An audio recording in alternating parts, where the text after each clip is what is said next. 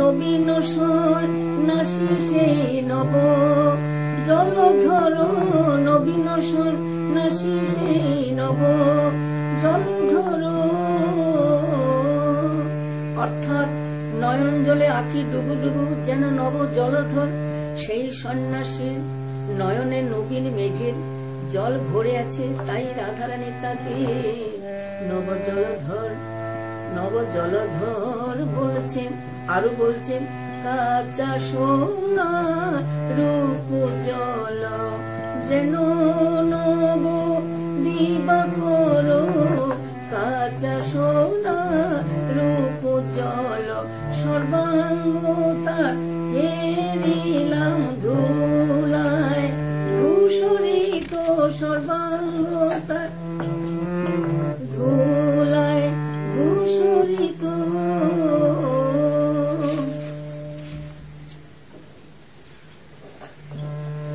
কাঁচা সোনার রূপোজ্জ্বল যেন নব দিবাকর, অর্থাৎ যখন কিরণ বিচ্ছুরিত সূর্য উষা ভেদ করে প্রকাশ পায়, আমার প্রাণবল্লভের কাঞ্চন বর্ণ রূপটিও তেমনি প্রকাশমান দেখিয়া রাধারানী তাকে নব দিবাকর বলে বর্ণনা করলেন। আরো বলেন, বক্ষে নামা বলি স্কন্ধে ভিক্ষার ঝুলি দণ্ডক মণ্ডল ধারী, ও তার বক্ষে নামা বলি স্কন্ধে ভিক্ষার ঝুলি দণ্ডক মণ্ডল ধারী, গরু মাথা গোপিন পরা সুন্দর দ্বিজ বর, সুন্দর দ্বিজ বর, তার সর্বাঙ্গে তার ভস্মাখা, সর্বাঙ্গে তার ভস্মাখা যেন দিগম্বর, মুখে রাধা রাধা রাধা বলি নব নটবর, মুখে রাধা রাধা রাধা বলি নব নটবর। তখন কৃষ্ণ বললেন, প্রিয় গো, এ স্বপ্ন যথার্থই সত্য, আজি সত্য সতে কালো বরণ ত্যাগ করে তোমার অঙ্গ কান্তি নিয়ে কলির জীব উদ্ধার লাগি নদিয়ায় শচী গর্ভে লোভিব জনম।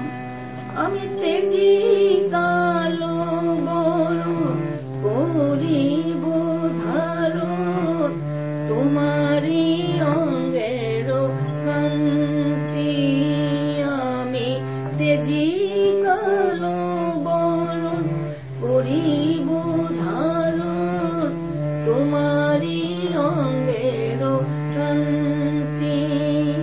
তব নাম নিব কাদিয়া বেড়াবো, তব নাম নিব কাদিয়া বেড়াবো, অশ্রু জলে খুব শান্তি, অশ্রু জলে হব শান্তি, আমি অশ্রু জলে হব শান্তি, আমি অশ্রু জলে।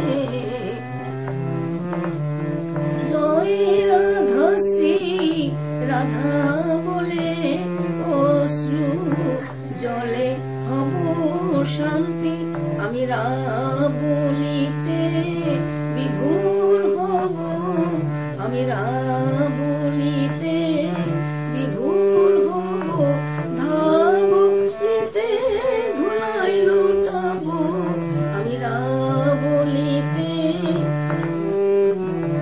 বিনামূল্যে না বিলাইয়ে, রাবলিতে বিভোর হব, আমি বিনামূল্যে না বিলাইয়ে, ধরাতে গরিব শান্তি বিনামূল্যে না বিলাইয়ে, ধরাতে গরিব শান্তি। নাম বিলাইব, আমি বিনামূল্যে নাম বিলাইব, কলির জীব উদ্ধারিব, বিনামূল্যে নাম বিলাইব, গৌর হয়ে ধরাই যে ধরাতে গরিব শান্তি, গৌর হয়ে ধরাই যে ধরাতে গরিব শান্তি। রাধা বলছেন, প্রিয় গো, তোমার ইচ্ছা রদ হবে না জানি, তবু তোমার ছাড়াই আমি এই কথা তো আমি ভাবতে পারি না। কৃষ্ণ বলছেন, প্রিয়ে তুমি যে কি বলো, তোমার ছাড়াই আমিও কি তা ভাবতে পারি।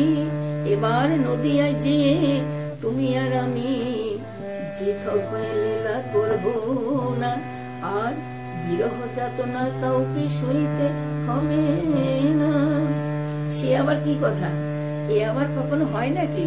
সে তো শুনেছি কৈলাসে এক দেহে হরগরি মিলন হয়েছিল, আমরা তার হরগরি নই, তুমি কৃষ্ণ আমি রাধা।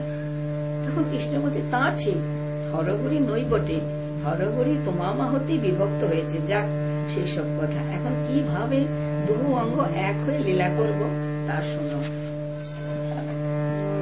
ও অন্তরেতে রব আমি, বাহিরেতে রবে তুমি, একই অঙ্গে তুমি আমি, মিলনে রহিব,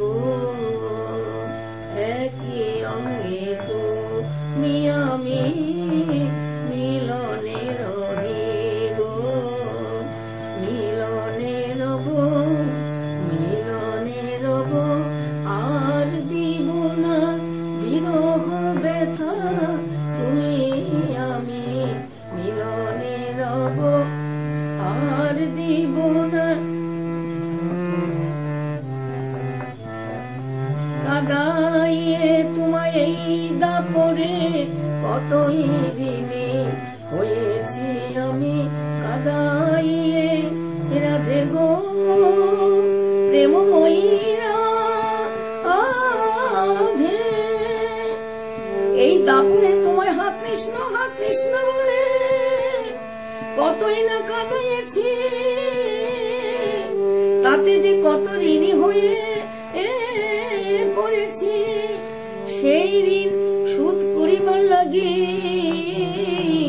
ধরায় যে রাধা রাধা বলে গড়াগড়ি যাব, সেই ঋণ শুধিব, কেঁদে কেঁদে আমি ঋণ শুধিব, জয় রাধা শ্রী রাধা বলে কেঁদে কেঁদে ঋণ শুধিব, নদিয়ার পথে পথে কেঁদে কেঁদে ঋণ শুধিব, নদিয়ার পথে পথে কেঁদে কেঁদে ঋণ শুধিব। এমন সময় সত্য সত্য রাধারানীর ঘুম ভেঙে গেল, আমার রাধা রানীর ঘুম ভেঙে গেল, বৃন্দাবনের ভাব টুটে গেল, রাধা রানীর ঘুম ভেঙে গেল, বৃন্দাবনের ভাব টুটে গেল, প্রেমের খেলা ঘর ভেঙে গেল, বৃন্দাবনের ভাব টুটে গেল, ওই প্রেমের খেলা ঘর ভেঙে গেল।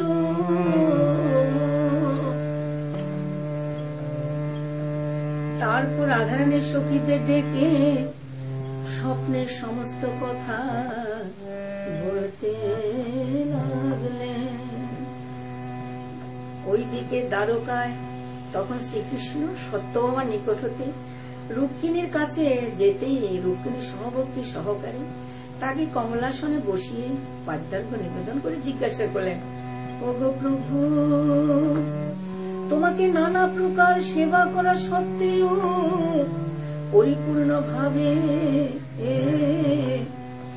আপন করে পাই না কেন? কি করিলে তোমায় আপন করে পাওয়া যায়? যে সৌভাগ্যবতী তোমায় আপন করে পায় তা কোন গুণে? আমি যে কোন মূল্যে সেই গুণে অধিকারিণী হতে চাই। এখন বলো এর কি উপায়, নইলে এই জীবনের প্রয়োজন কি প্রভু হে। আমি কোন গুণে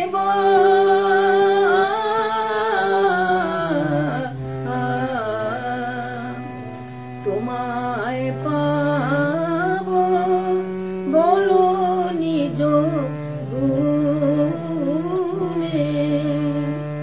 কোন গুণে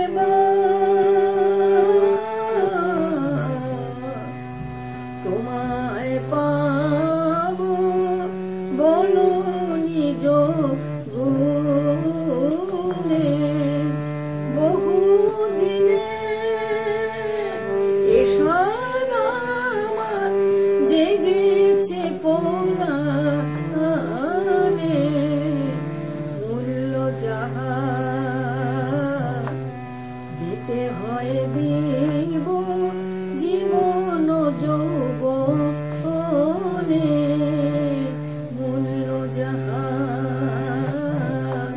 দিতে হয় দিব, জীবন যৌবনে। পরিপূর্ণ তোমায় গো পাইব কেমনে, সেবায় তোমায় না পাইলে লাভ কি হবে জীবনে। কিবা বলে থাকি তোমার না পাইলে, সেবায় তোমায় না পাইলে লাভ কি হবে জীবনে। সেবায় তোমায় অবতারকেশ্বরী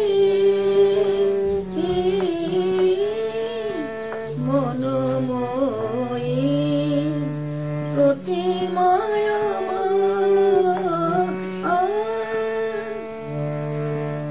তোমার অন্তরে যে ভাবের উদয় হয়েছে, ওই ভাব প্রবাহে আমি সিক্ত হলাম। আজ তোমার কাছে গুচ্ছ প্রেম তত্ত্ব উদ্ঘাটন করব, তবেই বুঝতে পারবে কোন গুণে আমাকে মোহিত করলে। অন্তরে বাহিরে সর্বৈব ভাবে শুধু তার বশী হয়ে থাকি না, নিজেকে একেবারে বিকায়ে দিয়ে থাকি। ওই প্রেমের কাছে এত ঋণী হয়ে পড়ি যে নিজেকে বিকায়ে দিয়েও সেই ঋণ শুধিতে আমার অনেক প্রকার সাধ্য সাধনার মধ্যে উপনীত হতে হয়। এখন শোনো, সেই সৌভাগ্যশালিনী কে? তিনি হলেন বৃন্দাবন বিলাসিনী লাদিনী আত্মা শক্তি রাধারানী। তাই প্রাণাধিকার আধিকাই একমাত্রই আমার প্রাণের প্রাণ, মতি গতি তারই পায়। রাধারানীর প্রেম 4 পুরুষার্থের উপরে পঞ্চম পুরুষার্থ। তার এ জীবন লীলাই কান্তা প্রেম পরকীয়া রস সহজিয়া ভজন। যদি কারো মনে ইচ্ছা জাগে আমাকে পাবার, ওই ভাবের উদয় না হলে আমাকে পূর্ণভাবে পাবার আর কোনো পথ নাই। এই ভাব যার যতটুকু আসে সে ততটুকুই আমায় পায়। তাই বলি, দেবতারা যেমন সমুদ্র মন্থন করে পেয়ে প্রেম সুধা পেয়েছিল, তেমনি ওই রাধা ভাব নিয়ে যে প্রেম সমুদ্র মন্থন করতে পারে সেও দেবতুল্য হয়ে অনিবার্য প্রেমামৃত সুধা লাভ করিতে পারে। রাধা মোর মতি, রাধা মোর গতি, রাধা মোর ভজন পূজন। মোর সাধের জীবনে রতি প্রীতি রহে রাধাতে অনুক্ষণ। লীলা সহায়িনী প্রেরণাদায়িনী সুখ দুঃখ করয়ে বরণ, সুখ দুঃখ করয়ে বরণ। কান্তা প্রেমে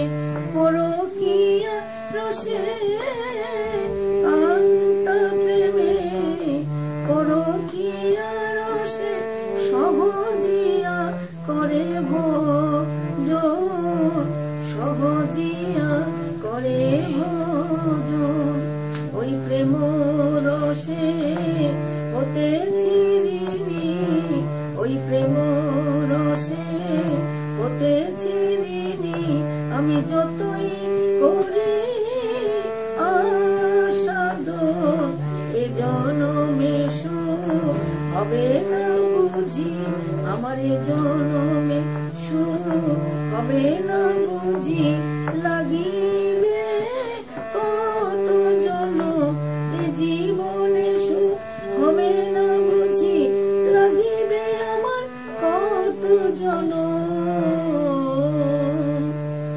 তাই বলি প্রিয়ে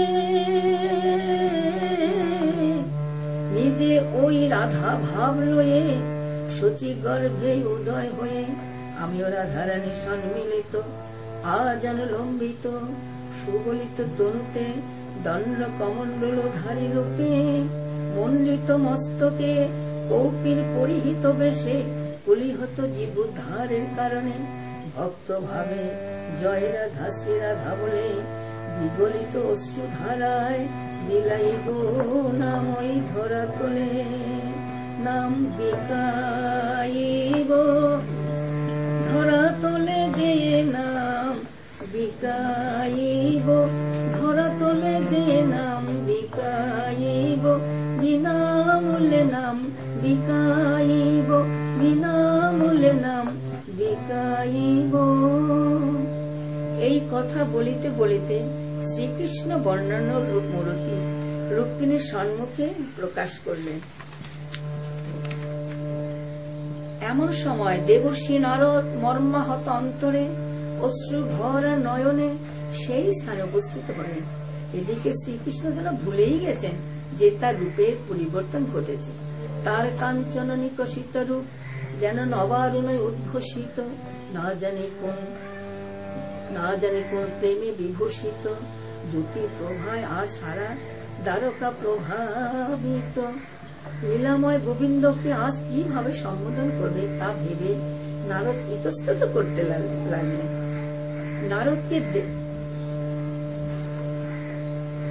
নারদের পানে দৃষ্টিপাত করে শ্রীকৃষ্ণ তখন বললেন, একই নারদ, তোমার চোখে জল কেন? এমন কি ব্যথায় ব্যথিত তুমি? কে তোমার আঘাত এনেছে? আঘাত হানিয়েছে আমার ধর্মের গ্লানি, ব্যথিত হয়েছি আমি সারা ভূমি কৃষ্ণ নাম নাহি শুনি। বিধান করো গো প্রভু আমার অন্তর বেদনা জানি, তুমি যে সর্বজীবে অন্তর জামি। একই হেরি তোমার নব কলেবর নবীন বেশ, কি তার কারণ? এর কারণ তখন কৃষ্ণ বলছেন, এর কি কারণ এখনই জানতে পারবে নারদ। তোমার সব কথাই তো বুঝলাম, কিন্তু অবতার নীতিতে প্রকাশ্যে আর অবতার হওয়া চলে না। এখন কলির জীব উদ্ধারের কারণে কি উপায় কি বলো বলো বলো, উপায় বলো। কলি হতো ঘোরপত কি বলো বলো, উপায় বলো। আমি কিভাবে বা উদ্ধারিব বলো বলো, উপায় বলো। নারদ আমা হতে বুঝি হবে না হে, কোথায় আমার সেই ভক্ত ভক্তি ভাব? আমা হতে বুঝি হবে না হে, ওহে প্রাণাধি নারদ আমার বলো বলো, উপায় বলো। তোমার ব্যথায় ব্যথিত আমি বলো বলো, উপায় বলো। তোমার ব্যথায় ব্যথিত আমি বলো বলো, উপায় বলো।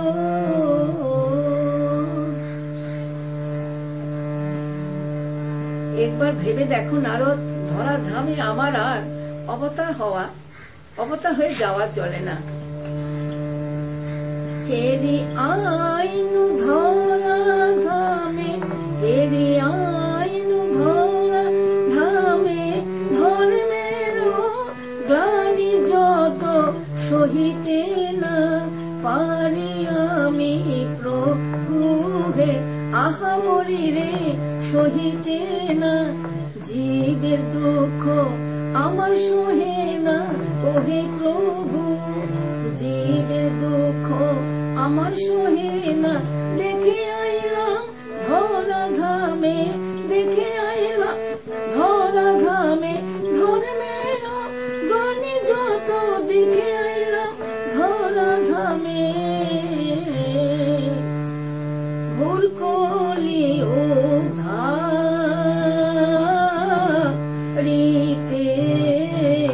শক্তি ধরো, ধরো তুমি। ঘোর কলি উদ্ধারিতে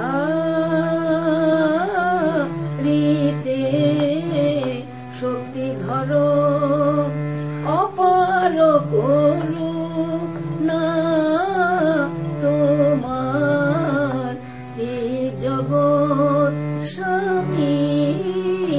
অপার করুণা তোমার জগৎ অবতীর্ণ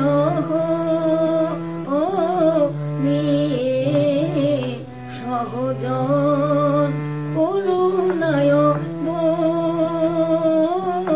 তীর্ণ নিয়ে সহজন।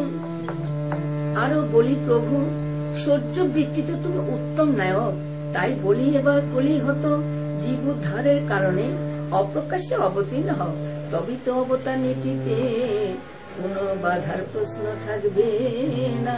তাছাড়া আজ যে তোমায় নবীন রূপে নবীন বেশে দেখলাম, এই যে আমাদের রাধারানী রূপ, এবার বুঝতে পেরেছি কেন এই বেশ ধারণ করেছ।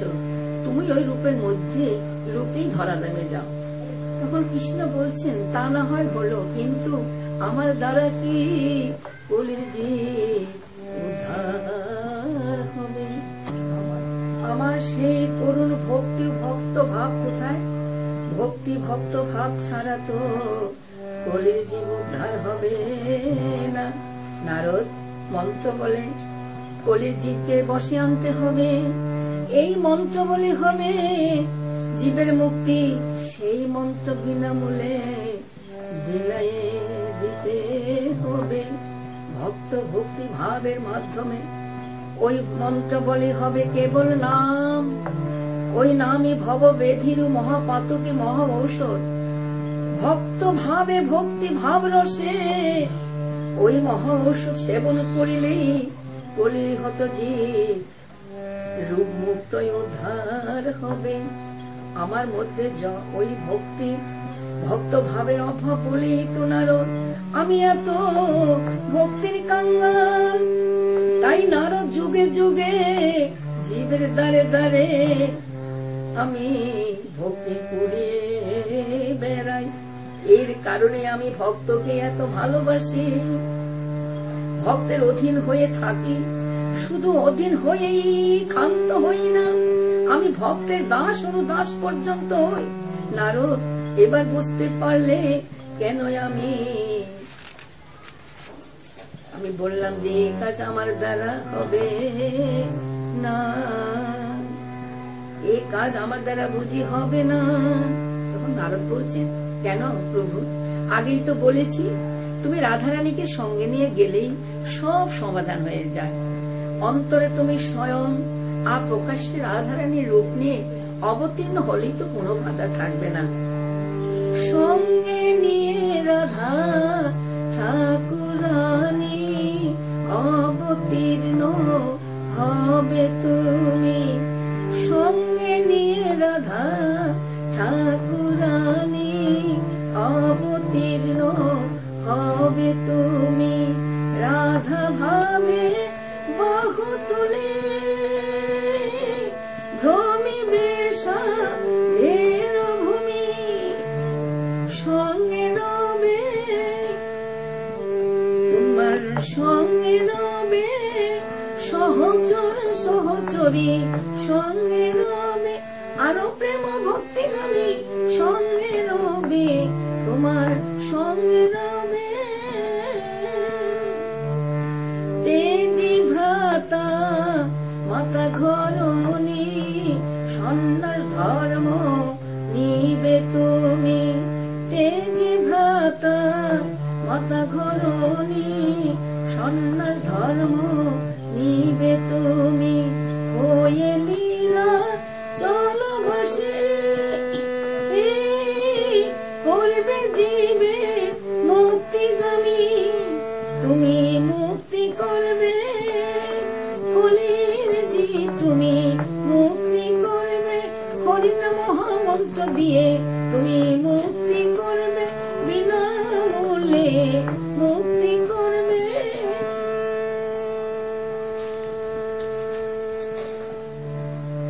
বেশ নারদ, তাই হবে। আমি এইভাবেই ধরায় অবতীর্ণ হব।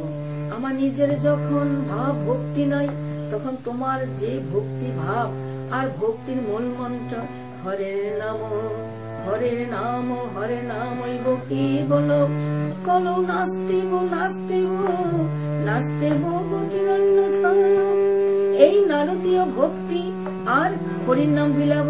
এই নামই হবে কলির জীব উদ্ধার। এই নাম মহামন্ত্র বলে হবে কলির জীবের মুক্তির পথ। এখন তুমি ব্রহ্মা শিব নৈমিষারণ্যে উদ্ধব এবং আর দেব দেবীকে সকলকে আমার আদেশ বাণী জানাও। বৃন্দাবনের ভার আমি নিলাম, বাকি ভার তোমার উপর রইল। কে কে আমার অগ্রে যে আমার পথ করবে যাবার করবে এবং কে কে আমার বর্তমানেও পরে যাবে তাও তারা জানে। যাও নারদ, ধরাধামে তাড়াতাড়ি এই কাজ করো, আমিও যাওয়ার ব্যবস্থা করছি। আমি এসেছি ভবে কি ভাবনা ভাবিসরে, তো আমি এসেছি ভবে কি ভাবনা ভাবিসরে। বালক সুলভ স্বভাব আমার চলি দুষ্টু বুদ্ধি ধরে। বালক সুলভ স্বভাব আমার চলি দুষ্টু বুদ্ধি ধরে। ধৈর্য ধর সময়ের স্বরূপ প্রকাশ তরে। নাচব গাইব সবাই মিলে মায়ার বাঁধন ছিন্ন করে। এখন আমার মায়ার খেলা, এখন আমার মায়ার খেলা খেলবো আরো ভালো করে। এখন আমার মায়ার খেলা সবার মনে জাগুক কথা, আমি যেন সেই নই রে। সবার মনে জাগুক কথা, আমি যেন সেই নই রে। নিমাই চাঁদের সুললিত সঙ্গীতের সুরে অদ্বৈতের সংজ্ঞা ফিরে আসতে চমকে উঠে বলেন, হে প্রভু, হে প্রভু, তুমি বদ্ধ জানালা খুলে যদি আসতে পারো, তবে কি বদ্ধ দরজা খুলে আসতে পারো না? তখন নিমাই বললে, না, তা পারি না। কেন জানিস? তোর অবিশ্বাসের দরজা এত শক্ত করে বেঁধে রেখেছিস, তাই খুলতে পারলাম না। কিন্তু তোর ভক্তি ডুরে বাঁধা জানালা খুলতে অসুবিধা হলো না, তাই ওই জানালা দিয়েই তোকে দর্শন দিলাম। এই বলে নিমাই অদৃশ্য হয়ে গেলেন। এরপর একদিন নিমাই পথের ধারে খেলার সাথীদের নিয়ে বালু দিয়ে খেলা করছিল আর মুখে সুমধুর সুরে হরির নাম করছিল। আয় না মোরা সবাই মিলে করি হরি নাম।